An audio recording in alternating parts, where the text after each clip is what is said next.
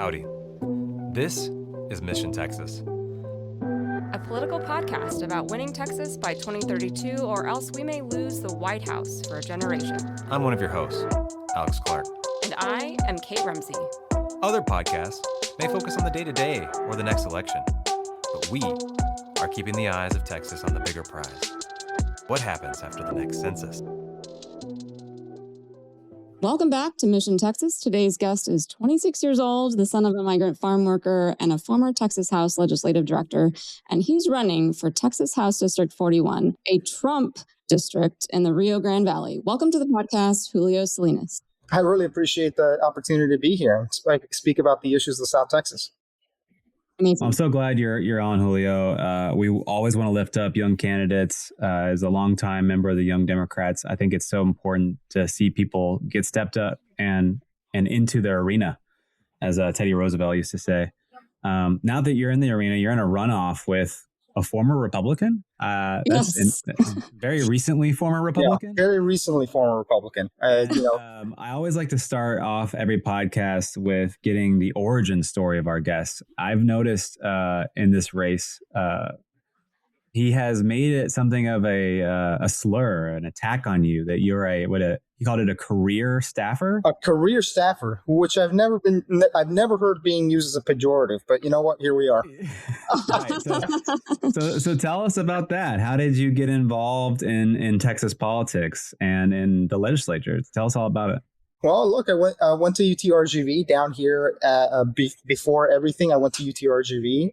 After that, I went to the University of Texas, where a lot of those opportunities opened up. So I started organizing when I was 15 years old. So I have a decade doing this. Despite being the youngest one in the race, I knocked on my first door when I was 15, and after that, we kept on going. I went to college, and there, a lot of these opportunities, they open up to you for everybody to see. And one of the biggest things that we did is that when I was working in the legislature, I started off at research at the J.J. Pickle Fellowship over there at the University of Texas, and from there, I really fell in love with what was going on. And after that, I kept on going, and I worked, campaigns. I worked at an immigration law firm, and people invited me over to the legislature to, work and do all the things that I thought was going to be very good for the state of Texas. And I was really happy to be here, and I really do enjoy my work. So, it's not much of an attack when you say a career staffer. It's like,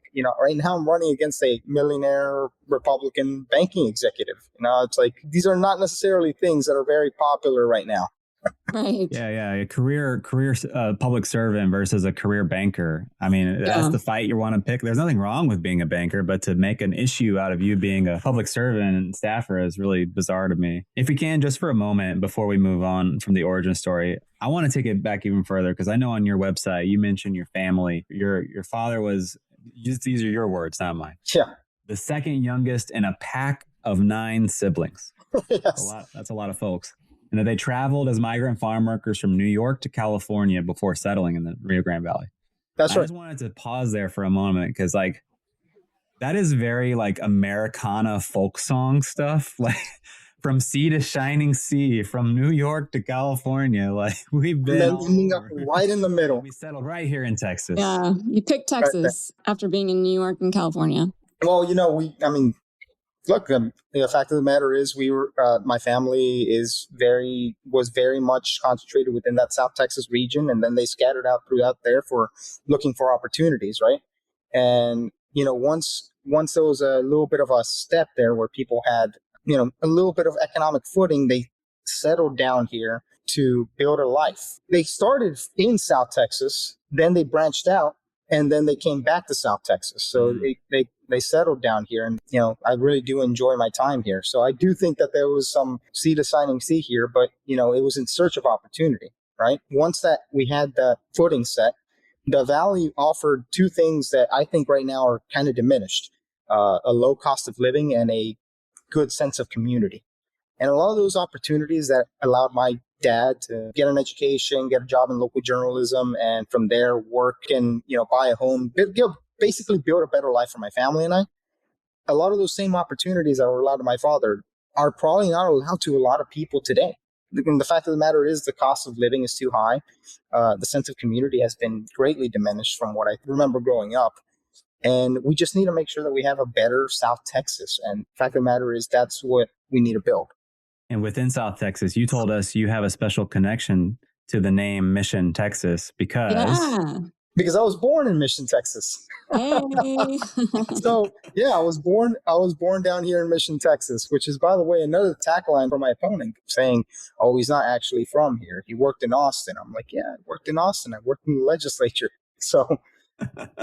Right. Oh, man. So going to the staffer piece, I mean, there are some really successful state house members who were former staffers, right? Like our good friend Mihaela Plisa, That's right, up here in North Texas. So there's several people who've done that. So how do you perceive the differences now being on the other side and people are staffing you?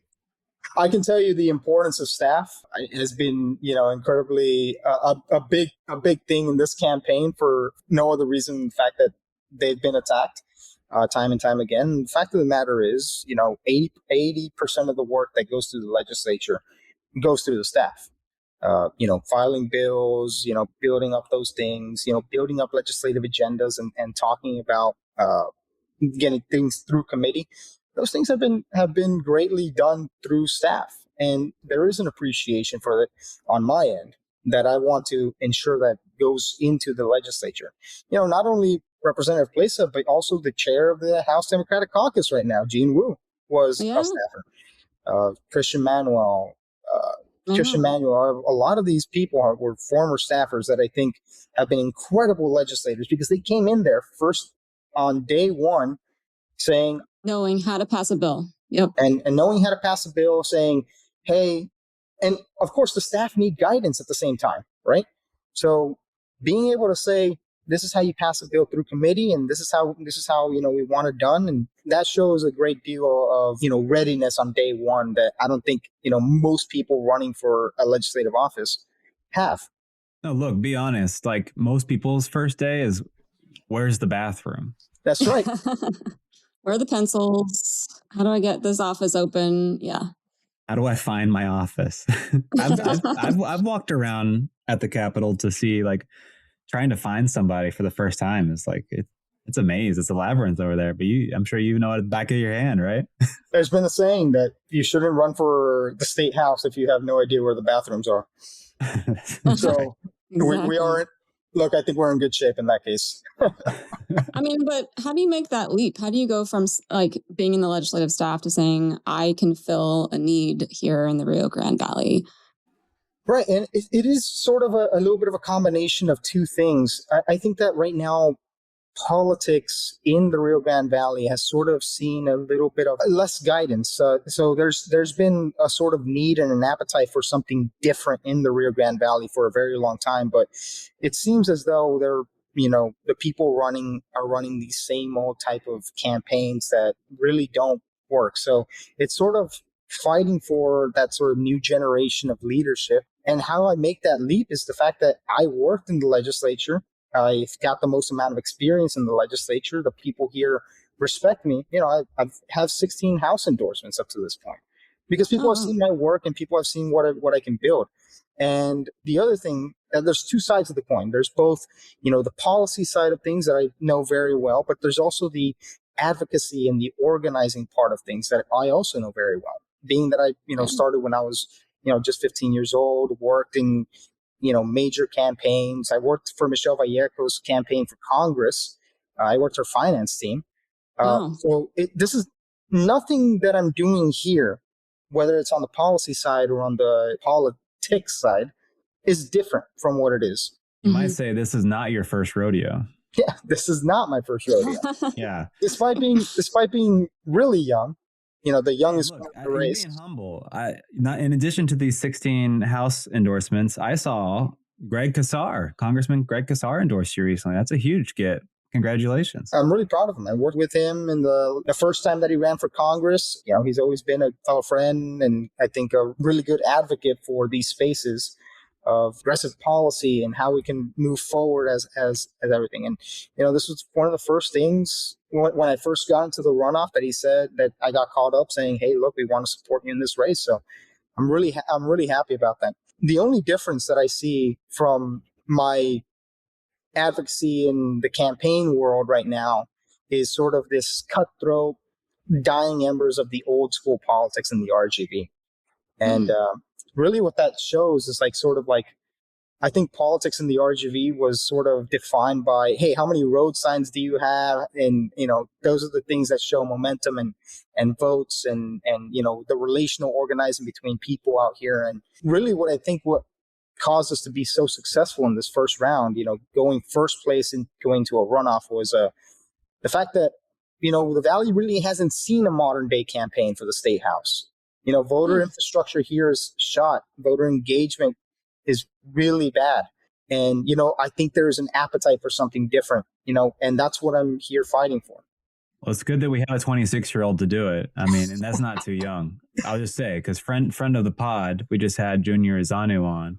That's right. I think he just turned 27 like a month ago or something. So we need some more young blood. I wanted to jump in because you're kind of answering or getting to a question I had, which is Alex and I know a lot about North Texas politics. I ran for office, and I'm really pleased to see that you were endorsed by my opponent and friend, Cassandra Hernandez. And I am curious, though, I can tell you the clubs and the organizations and kind of the activists in this area, but what is it like there, and what is it moving towards maybe with your race? Like, who are the big players that we need to be knowing about in the Rio Grande Valley? And I think about, I'm a girl of the 80s and 90s, and I think of like high school movies where you've got the new kid and the person taking them down the hallway and saying, okay, this is this group and this is that group, and here are the people you need to be aware of.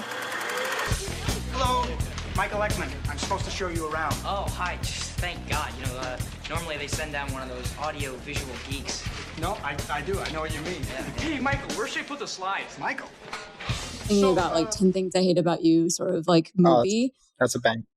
Yeah, Heath Ledger, they're taking you down that hallway. So tell us. Or Mean Girls. She doesn't even go here. Do you even go to this school? No. Yeah, like who are the people that we need to be aware of? I'm the new kid in the Rio Grande Valley. You see, that's the thing about the Valley. The Valley is sort of the voter infrastructure, and all these Democratic clubs have sort of been a little bit more of a disjointed way of doing things. I can tell you this on the end of the people who I really do enjoy in this, that I really do enjoy their company and companionship in this. And a lot of these things, a lot of the young Dems have been very, helpful with what we're doing, for what we're building here. So you have the Hidalgo County Young Dems, but they're also built in and integrated into the general Hidalgo County Democratic Party. So a lot of those things are very difficult for them to, get involved directly in these kinds of scenes. What I would like to do is very different from North Texas in my experience, or my experience over there in Austin, where you have like Democratic clubs in each neighborhood, and each neighborhood has these things, and from there you have people knocking on doors, or these endorsements kind of things. You even have newspapers that endorse in these kinds of races. And the fact of the matter is, you don't have that here in the Valley. What you have here is sort of like a little bit of a disjointed effort that I think that people need to coalesce and people need to unite. There are certain clubs and membership out there, seeking a sort of support from their legislators and representatives that I don't think has been up to this point given. And, I can tell you this, when I was working with the University Democrats at UT, you have all these people vying for your support, talking to people. There's a meeting every 2 weeks, or every week there's a meeting while they're at school during the semester. There's always a meeting, and they get a headliner out there, somebody who was a sheriff, a judge, a congressman, or a representative speaking to them. And, that sort of drives engagement, in the off years. And the fact of the matter is, here in the Valley, it's just representatives don't really do that. So that's something that I would like to rebuild, make these Democratic clubs sort of have an ally and somebody that they can rely on and help build up momentum and infrastructure with all of these people. And that would be one of my goals in the legislature, to be active and to be present and to be representative of what's happening here. I do think that we need higher energy and turnout and more of these club infrastructures that I just don't think has been seen up to this point.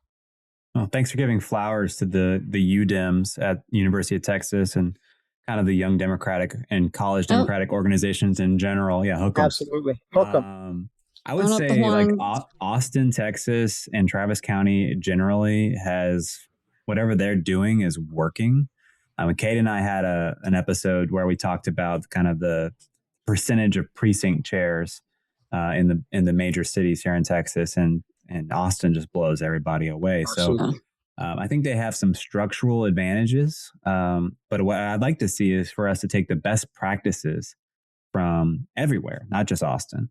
But if something is working in the Valley that we think could be replicated somewhere else, I want us doing it up here. And if something in Dallas could be exported down there or to El Paso or wherever, we all got to be working together and really streamlining and optimizing. I think what you're saying about the Valley not having experienced a modern campaign is worth really digging in on. Like, do you see that as underinvestment, both in terms of funding, but also attention, kind of taking South Texas for granted? Or how do you diagnose the problem there? Look, the fact of the matter is, we shocked the entire system in the RGV by getting first place going into this runoff. This was a seat that was sort of predestined to go one way from 2024, which is coincidentally the first year that my opponent voted in a Democratic primary, right? That kind of infrastructure that you're talking about, I think what it lent itself to was, hey, there's an appetite for change. There's an appetite for, younger voices and younger people with different ideas and new vision for the RGV that hasn't been seen up to this point. And really what it came down to, and I can tell you this, that we built this ourselves. We built a lot of the data infrastructure that I believe wasn't put in for a lot of these races. A lot of these data infrastructures that we haven't been seeing a lot of people use the data out here to the advantage of growing a movement, right? So it's really impressive what we were able to do with the data here going forward. So we are shifting away. There is a concept in Mexico. I'm not sure if you're familiar with the concept of el dedazo. Tell us about it. So in Mexico, it's actually a thing where the previous president basically points the finger at the next person and says, "You're next." That's el dedazo. Dedo meaning finger, right? So it's it's the finger point. Like you're the next person, the kingmaker, right? So the previous president says to the next president, "You're the next president," and usually that's the case. And that's how I believe that this campaign from the political machine thought that this was going to go. I was running in this race, again, against a longtime Republican banking executive who's responsible for and in charge of loans and mortgages worth over $3 billion in one of the largest financial institutions in the entire region. He's the chief loan officer. He's got ties with, the massive hospital district there. And, he's got control over all of these sectors of industry and all of the support of the local governments to sort of rehabilitate his image. And the fact of the matter is that's not what people wanted. That's not what people want. People want a change. People want somebody out there who's going to be a fighter for something. I've been accused of over-promising a lot of these things by telling people what I'm going to be fighting for, right? They're like, you're only making promises. You're not actually doing any actions. And the fact of the matter is I've worked in the legislature to actually get those bills passed through the legislature. And I've worked those things, and I'm very happy and proud to have built up the momentum to do that. And the trust and confidence of over 16 House representatives and a congressman to believe in me in that race. That shows that people are paying attention to South Texas. And that South Texas is the true threat for, I think, the epicenter of what Hispanic advocacy and organizing and how we lost in 2024 really shows. This district specifically flipped 24 points towards Donald Trump from 2016 to Donald Trump in 2024. That's more than any other region in the entire state and the entire country. So what were those reasons? So what are those? I mean, you're getting into an area I wanted to dive into, which is, it seems to me you're talking a couple things of follow-ups that I had. I'd heard there was sort of a concentration of power in the RGV, and then you're kind of breaking that up so that we're not having these kingmaker episodes. But going to the infrastructure and the lack of it, do you think that was in play for Republicans to come in and take over? And how, like, where do you see it going? Yeah, absolutely. And that was the biggest thing that this campaign had me worried about. When you're looking at generally the infrastructure of the Valley, this has been a Democratic seat for the longest time, since at least I was born. Before that, I don't think that they voted for Hidalgo County hasn't voted for a Republican for president since Nixon. This is one of the historically Democratic seats. And really what it is that we did not speak to them about the true economic issues of the day. And the fact of the matter is we didn't speak to young people. We also didn't speak to a lot of people who look like me. Look, the demographic that we lost most in 2024 out of any other demographic in the entire country is young Hispanic men, people who look like me. What it was that we need to bring people back into the fold, say we do care about these particular issues and we're going to be fighting for a $15,000 raise for teachers, Medicaid expansion, caps on prescription drug costs. We are having a massive crisis in terms of diabetes down here. Diabetes affects not only my family, but everybody knows somebody who's diabetic. And the fact that we're having exorbitant costs for insulin and life-saving drugs and medication is something that we need to be fighting against in the state legislature. And no one's really offered up a vision for what the future of the Valley should look like. We want to make that change. We want to make that change for people to basically say that the Valley, a place where people think is a small town, but really is a massive growing metroplex that will see a growth of about double in the next 10 years in the fastest growing region in the entire state of Texas, really does need like new change, new vision, new infrastructure, talking about how we need transportation, talking about how we need, to connect people with a high-speed rail program. Those are things that I really think have been hitting here for what the Valley looks like. And also talking about how the Republicans have been antithetical to that vision of low cost of care or raises in education. The fact of the matter is the Republicans in the legislature have killed public education, or at least attempted to. And we need to fight back against it. And that's what I have experienced in the legislature. And I think people noticed that. The 6,000 people who came out, 15,000 that ended up voting total in my district, when this is an area that usually only had around 6,000 or 7,000 primary voters. It really shows there is an appetite for a change. They tried something new with Donald Trump, but they are not having it anymore. There needs to be change. What I'm hearing you say is that Mission Texas, the mission to flip the state, will require places like Mission Texas. Exactly like that. And look, as a former Air Force intelligence guy, we kind of inherently understand that young, disaffected men who don't see opportunity are the most dangerous people for insurgency and around the world, right? That they are more susceptible to being recruited to join terrorist organizations, to be taken advantage of by bad actors, to do rash and foolish things. I would say voting for Donald Trump in 2024 was a rash and foolish thing. But to be fair, Democrats need to do a better job of talking to them. And You're talking about a message that speaks to their material needs and does not take them for granted and makes them a key piece of their electoral strategy. And that's going to be important not only for winning politically, but also for the country's future. That's right. I saw an article in the New York Times recently. It says that people here in South Texas do not consider themselves poor. They consider themselves broke. That's right.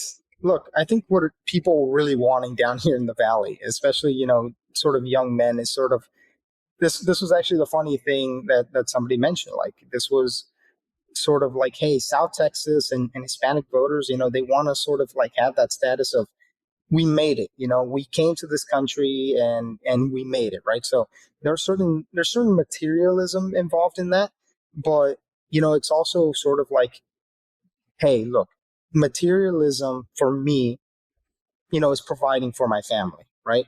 And if I can see that I've made it in this area so that I can provide for my family and maybe get a nice truck and maybe get a nice I was just about to say that, at least in Arizona, Senator Gallego getting a big ass truck. Yeah, I did see that. Is that true in South Texas? I feel like it's true in every part of Texas. It's definitely true. You get a nice new truck. Everybody sees that as a status symbol and says, you made it in this world. That's what I think a lot of people here need to understand, right? There is a sort of appreciation, patriotism, I would say. It's sort of like the people down here see that the United States, for all of its worries, for all of its woes and struggles and tribulations, and a lot of people backstabbing, people, and for all of that, this is a place that gave them the opportunity to grow, to have family, to basically have that upward mobility that they wouldn't have had in their home countries, right? Which is why I think a lot of the people down here in South Texas that are immigrants or sons of immigrants said, we want people who can understand us being, we came to this country looking for opportunity, right? And we're highly appreciative of the opportunities that were given to us. And those are the people that voted in this last election that said, hey, maybe things need to change. And I know the people who served like y'all also see that. They also say, hey, we served, we saw a lot of things, and we said we have to be appreciative of what we have here. Now, that's not to say that things can't change, right?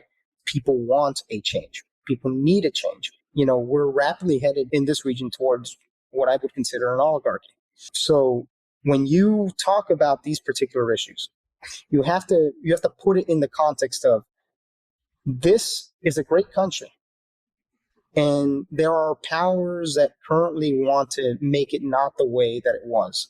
And you can see that in the sort of process, especially when it comes to immigration issues that we're facing right now. ICE detention. We just had a doctor here who was in prison. My aunt was, under detention for 20 days. So I'll tell you this story. Sorry. As results were rolling in on March 3rd, saying, hey, we won the plurality of the votes here.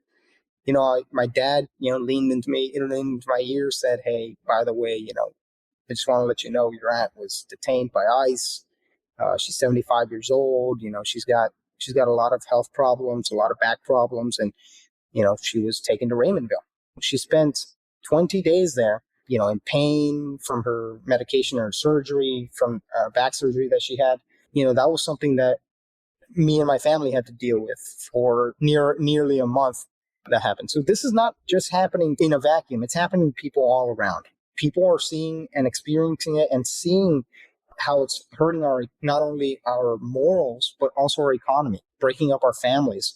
Our economy that used to be driven by tourism is now sort of driven by fear.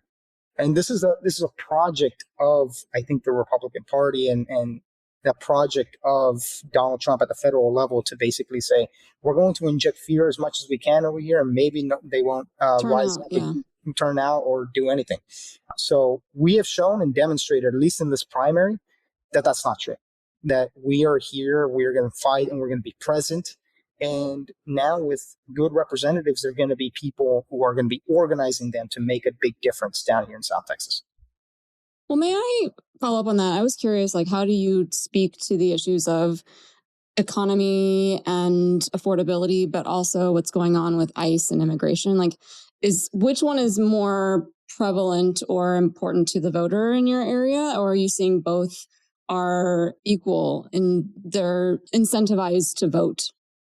Look, I studied economics at UT. So I know that no policy action, no matter how social or economic, doesn't affect the economy. So the answer to that question is, the immigration thing affects the economy here in South Texas. Our economy was driven by the tourism of Mexican nationals coming over here and saying, hey, we want to invest, we want to do this, we want to buy things from the area. I mean, you look at downtown McAllen right now in my district, it's completely empty. The way that it wasn't before. And it desperately needs a revitalization in order to be even competitive with any of the downtown areas. We are seeing right now Donald Trump's and the federal government's immigration raids all across the country, and specifically in South Texas, are creating a chilling effect in the economy. It is creating basically a lack of investment. from a lot of people. It is bringing less people down here to actually see the beauty of the Rio Grande Valley for what it is and how they want to come over here. But the fact of the matter is, right now, an economy that's driven on fear is not an economy that's going to thrive or work. That's what I think are two sides of the same coin. The immigration issue is an economic issue. In an area like mine that is 85% Hispanic, that shows us there are people here. There are people here who, had jobs, who are now under great deal of fear that ICE is going to roll down into their job and take them away. So why would somebody come over here and do those jobs when you know that that's going to be a big issue going forward? So the fact of the matter is the economy is the top issue of the day. Economy, affordability, jobs, infrastructure growth, all of it is tied in together with things like immigration.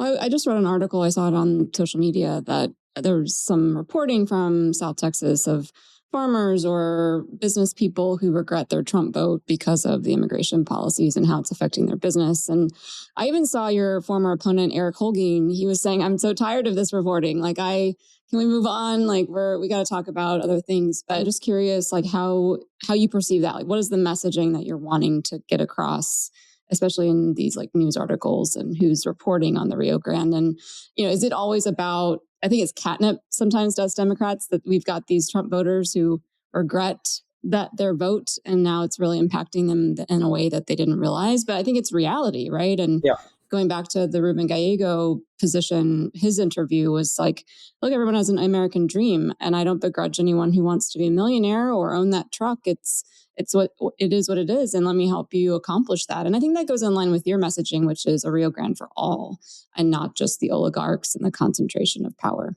Yeah, and that's what it is. You're absolutely right. But the fact of the matter is, politics is about addition. It is about bringing people into the fold that typically don't vote with us, or typically don't see the same way, the same structure, or get to the same conclusions in the same way that we do. I'm looking at the immigration issue as a sort of a moral issue of the day. But it's also a highly economic issue that affects a lot of people through and through. So I won't begrudge anybody for having supported Trump and saying, oh, now I'm seeing that it's affecting my pocketbook, and, I'm not going to vote against those things. I can see that, and I all I can say is, okay, well, let's bring you into the fold, because clearly something is not working within this current Republican Party at all. We need to bring people into the fold to do that. As long as you're genuine and you actually have an actual structure, and you want to make a big change in that regard, I think that we need to bring people together and ensure that the people have a say in what is happening. Now, there have been activists down here in South Texas who have been in this fight for a very long time. And those people, I think, should be getting more attention, that have been in this fight against immigration raids or these things. Even when everybody turned against them during the 2024 election, where they said, the issue of the day is we got to shut down the border and all those kinds of things. They have been still in these fights. And that was because they truly do believe in that system. And I think that they should be getting more attention and more support. And that's what I'm hoping to bring in as representative from this region in South Texas. Well, May, on that note, similarly, I noticed that you are being supported by Leaders We Deserve with David Hogue's organization. It seems like their ethos and thesis is to support young people like you, bringing in younger folks to be able to be more representative of areas and not just have, we just had another congressman die in office, right? And, I don't want to make light of that, but it seems like we have an older generation of people who are in office these days. And so I'm curious, how did you get connected to that group? How are they involved in your race? How does one just get on the radar screen of David Hogue, who's this huge person on social media, and his background with gun advocacy? Well, they've been incredible partners in this race. When they first endorsed us, and even before that, they had mentioned this is not sort of hey, here's a check, here's an endorsement, and leave it to Beaver kind of way. It's sort of they were in there supporting and saying, how can we help? How can we build that infrastructure? And they've gotten people folks like Congressman Menifee up to this point, Christian Menifee, and I think they're gonna help get my dearest friend, Christian Carranza, elected into the legislature. These are the people that are endorsed right now in the state of Texas. Former podcast guest, Christian Carranza. This was our second one. Yeah. Exactly. You know, she and I were campus organizers together in 2014. Really? I did not know that. For Wendy Davis. Wow, I did not know that at all. Alex likes to flex his Democratic bona fides on this podcast.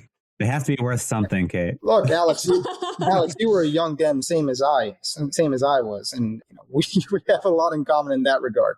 But yeah, no. To answer your question, was these people that came in this race, they've been incredible partners. They really wanted to see young people willing to, as James Tallarico put it, flipping the tables of what I think that sort of political machine wanted to see. And we have really shown, when we first started off those things, people were referring us to them, and they saw that. They were very impressed with what we were doing. They said, hey, here's what you need to do in order to win. A, B, C, D. You need to knock on doors, fundraise, be at events. You need to basically be everywhere and do everything. And that has shown us that we can actually build up that momentum. Young people can actually have a say in what their politics and policy looks like, and a new generation of leadership, not only in the RGV, but in the entire state of Texas, that we can build that up from the ground up. And, it starts right here. They got in folks like Senator Molly Cook elected as well. Oh, I love that. Yeah. Mm-hmm. So, they have shown great bona fides to this regard, and I'm real excited they're in our corner, and we're going to continue on that work. Well, I love the fact that they're investing in Texas, where few national organizations are investing, and we have to show them, and hopefully we're convincing all of them that we're worth investing in. And it seems like they are similar to other groups. I was a part of the New Politics alumni, another group for service members and people who have a service background. And they were similar in the fact that they were kind of a free consultant who just gave me weekly advice and just checked in. They gave me a lot of support.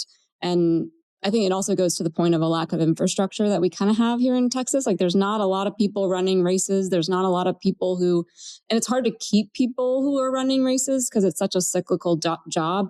So it's nice to have folks, even though they're kind of outsiders, but they still know Texas and they're running races in Texas. So I'm so glad that they're helping you. But so you have a runoff. And before we get into our last segments, I just want to, before we lose the thread on that, you have a runoff coming up. So that's coming up in a few weeks. And then you're going to be gearing up for the general, where it's a competitive district. Like, how do you perceive that? Well, assuming you win. It's definitely work. It's working work. People were asking us the question, how do we get the most amount of votes in this primary, when it was told that it was going to be a foregone conclusion? And the fact of the matter is, we outworked everybody, and I won't be outworked as a Texas state representative. In my experience, having worked there already. When it comes to this runoff that's going to be happening May 26th, with early voting starting May 18th to the 22nd, it really is a turnout game. It's bringing the massive amount of people that came out to vote this first time and saying they need to come back again, and we need to make sure that they come back and they vote in these areas. I'm really excited and really happy to have gotten, such support across the state and across the region, the 6,000 voters that voted for me in this election. I can tell you this. When this race was last put up that was non-competitive, uncontested in the primary, Bobby Guerra received 6,900 votes. I received 6,000, and I only got 39% of the vote. So wow, that's how we're building up the momentum here. We shocked a lot of people with how we managed to win so many votes. And the fact of the matter is, we had a new strategy, a new way of campaigning, and a modern day campaign for what I think the Valley is going to look like going forward. You offer that vision not only at the primary and runoff, but also at the general level, where you say, hey, things need to change. The way things are going are not correct. We've been 20 years under the Republican legislature, 30 years without our Democratic governor. So we have a lot of work to do. We have a lot of work to build up not only the infrastructure, but people and organizations, and just make that happen for a new future. So I'm really excited to be in this race. And, running right now against a lifelong Republican. In your runoff, right? In a Democratic runoff. In my Democratic runoff is something that I can tell you is one of the hardest things I've ever done. Now, I'm still young, so there's probably more things that I'll be facing soon. Well, I think your vote share is good news if I ever heard it. So thank you for that. That's incredible. Speaking of good news, that's a perfect little segue there, Kate. Thanks for the setup. Something we like to do here on the podcast is we like to flex our evangelical muscles. Republicans are really good about getting their muscles, their message out, and they're also and their message. Also, they have, I guess, whether it's earned or not, they have a reputation for being more fit. But I don't buy that at all. We got to reclaim that. It's a separate point. Yes. Yeah. Separate point. We're going to have our muscle segment. Oh, yeah. Oh, wait, hold on, Alex. You gotta give me the workout routine, man. Well, what we need to do is get the reps in of spreading our good news, our own gospel, if it will. So just to get in the practice of sharing good news, what is something from your life, either personally or professionally, or just something you've seen out there? Just such good news, you just got to share it. Julio, what do you want to tell us about? Oh man, I got to tell you a little bit about the whole space thing, that space kick that I'm in. Artemis? Yeah, Artemis too, and Project Hail Mary. Oh, I've heard such good things about that movie. I want to see it. I got to tell you, the inner child in me that looks to the stars and the cosmos, wondering our place on the earth. That little child in me is popping up again, basically wearing a spaghetti strainer on my head, thinking about being an astronaut. Kids have had space themed birthday parties, right? First trip around the sun, to the moon, Absolutely. So that's one of the things that I think has been been taking up a lot of my mind, saying like, hey, I'm wondering what my place on the earth is, right? When you're looking up to these things. Another thing that I would say that is really important to me is that I'm getting back into fencing. I was a fencer back at UT, and and right across the street from where I lived, where I live right here in Mission, they opened up a new fencing academy, and I said, "Oh, okay, let me pop in there and see what's up." And I still have all my old gear and I have all my things, so that was actually a really fun experience to be able to reconnect with the sport that I loved in college. This is just curiosity because there was a place that opened up, or what inspired you to want to do fencing? I saw it and was like, I gotta check it out. In college or right now? Originally. Yeah. My friend, why does anybody do anything? It's a really cool sport. And a pretty girl told me I should join, and I said, look, I was 20. There it is. I was 19 at the time. Okay, pretty girl. It was a pretty girl. Yeah. So that was worst reasons to do things. But that was how things were. So I'm really happy to get reconnected with the sport that I love there. Okay. Awesome. Yeah, I went to Notre Dame, and we have a really great, randomly, a female fencing group, and a lot of Olympians came from Notre Dame's fencing. So it's kind of a random connection there. You'd think we're all about football, but we actually have Olympian fencing people. But my good news, if I may share, is that kind of randomly and coincidentally with this podcast, I got certified in Spanish for legal professionals this week. So I took a class at SMU. I'm trying to transition into a different practice eventually. So I'm kind of in the midst of transitioning, though big announcement like Alex's is not coming now, but eventually I would like to take on more appointments in the federal criminal space and also immigration work. So I worked a lot with those sort of subject matters when I was in the DOJ, and I really want to represent folks. And I know that the people that this DOJ is targeting are Spanish-speaking people. So I'd like to represent them and help them out in this space. And so I just got certified. I'm not fully fluent, but I know enough to be able to help. And I'm looking forward to using and getting better with my Spanish. Hey, that's great. Yeah. I'm so proud of you. That's what an impressive credential and very practical. Probably a lot more useful for you than my 770-day streak on Duolingo. My Duolingo streak can sometimes be continued with some really bare effort minimum. Hey, you know what? 75% of my district speak Spanish, so maybe you should come down here and have a. I can practice. Yes, a little bit more. I would love to come knock doors and speak Spanish. Speaking of Duolingo, I think a lot of the Spanish we grew up with is mostly going to a restaurant or traveling or the grocery store. The things around your house. So learning the vocabulary of a legal professional, and then I think also maybe segueing into election vocabulary would be very interesting that I don't really know or appreciate. And so I think I'd definitely love to learn in order to be able to speak to Spanish voters in the Rio Grande. So I'd love that. We'll give you a turf and a canvas list, and we'll get you down here. Yes, cut One that of my great turf. regrets was like not continuing my Spanish education. I took Spanish all 4 years of high school. I played public high school soccer and learned a lot of stuff I wasn't supposed to on the field, on the pitch. And then at Austin College, I tested out of a couple semesters and took my last one that was required and just kind of stopped. And I wish I hadn't done that. I'm just kicking myself. But congrats, Never too late, that's Alex. huge. Never too late. I got my Duolingo going. My daughter, she's almost 4, and she looks forward to doing Duolingo with me at night sometimes. And so that's what's your good news, Alex? Ritual for us. My good news is that I am going to meet one of my clients in person for the first time tonight. Tonight is the 10-year banquet for the Texas Law Veterans Association, and it's going to be sponsored by Veterans for All Voters. Veterans for All Voters. Okay. Yeah, and so Veterans for All Voters is an organization I have volunteered with. They are not partisan. They are a good governance group that advocates for things like ranked choice voting and in general making the process fairer and more representative for everybody. And so depending on which state they're in, the Republicans might not like them or the Democrats might not like them because they're ruffling feathers. We're going to meet in person at this banquet, and we're going to go over a draft of an amicus brief I've been working on to file in the Republican Party of Texas's lawsuit to close their primaries. And the reason why it's relevant to Veterans for All Voters is because, for some of you may know, Texas has the largest veteran population in the country. There's about 1.5 million veterans in the state of Texas, and over half of them identify as independent. And so if the Republican Party closes its primary, those independents will not be able to participate. We don't think that's right, especially whenever these elections are being funded by the public, by taxpayers. And so I'm very excited, very much looking forward to this banquet and talking with Veterans for All Voters. That's my good news. It's great news. Yeah. Well, thank you both for that. Before we get into our last segment, I want to put a plug in for our Patreon. So if you'd like to support us as independent media, we don't got a lot of that.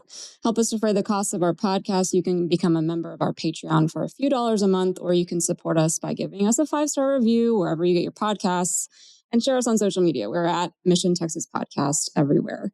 All right, Julio, last segment, you're up.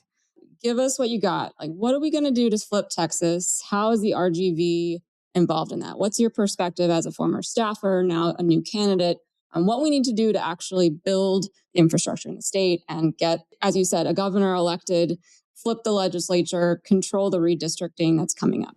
Absolutely. I think that the Valley is going to be the epicenter of the fight for a blue Texas. If we're going to actually flip the state of Texas, it has to come through the Valley. If we lose the Valley, there's no way of winning Texas at all. Hispanic voters and Hispanic families need to be prioritized to ensure that we can have them turning out, and there's a lot more juice that can go into that. We need organizational efforts. We need to talk about the issues of the day, especially when it comes to economics, and just bring that forward. The Valley being one of the regions that is becoming one of the fastest growing regions, not only in the entire state, but in the entire country, is going to be in play in future elections. It's in play in this election. And if we lose the Valley this time around, I think that we are in big trouble going forward. I think that in order to win Texas back, we need to win Hispanic voters. You need to talk about the particular issues. And people who look like me, again, young Hispanic men who we lost in 2024, bring them into the fold and say, you are part of this. You are part of this struggle. You have been betrayed by the federal government and the Republicans in the legislature into believing that they were going to do some things for the economy, when really at the end of the day, all they're doing is creating that same oligarchy that has been putting us down as a community. We're really looking forward, and I'm really looking forward to running this race for an RGV that works for all, talking about the issues of the day: healthcare, infrastructure, education, $15,000 raise for teachers, Medicaid expansion, caps on prescription drug costs, bringing high-speed rail, just offering a new vision for people to actually believe in something, and then fight for it in the legislature, not just talk about it. This is something that I think specifically our people down here in South Texas, Hispanic voters, have basically said, politics is not for me because no one has ever spoken to me. And if they have, it doesn't feel like they're fighting for us. We need to flip that script completely. We need to fight for something new, fight for a new generation of RGV leadership that will bring forward people. And then on top of all of that, say that people need to organize and help them organize, guide them. I will say this is another thing for the feel-good segment, but I had a couple of high school juniors from my alma mater, Sharyland Pioneer High School, knocking on doors for me in the rain on Sunday, in the cold rain that we never get down here in the valley, and knocking on doors, and they thought it was a very great experience. And that's the new generation that I think is going to be helping us build that momentum for not only 2026, but the years going forward. And while there's some pessimism right now in what the federal government and the state government is doing, I feel a great sense of optimism in what the future holds, not only for people in the legislature, but also for the people that are fighting on the ground. And I'm really happy to be in this fight with them, and we are going to get James Talarico and Gina Hinojosa elected into the yes, we are. Into the governorship and the Senate, because that's what it takes to win. It takes 30 years of work sometimes. Since before, longer than you are alive, Julio. Longer than I've been alive, right? It takes 30 years. It takes 30 years of work, but I came into this late. Well, thank you so much, Julio. I mean, we are very concentrated on the races in order to maintain the legislature and actually flip it. And we have to maintain your seat. So thank you so much. How can we follow you? How can we support you? Absolutely. I am at Julio for RGV on anything. TikTok, Twitter, Instagram, Facebook. Julio for RGV is Julio, F-O-R, RGV.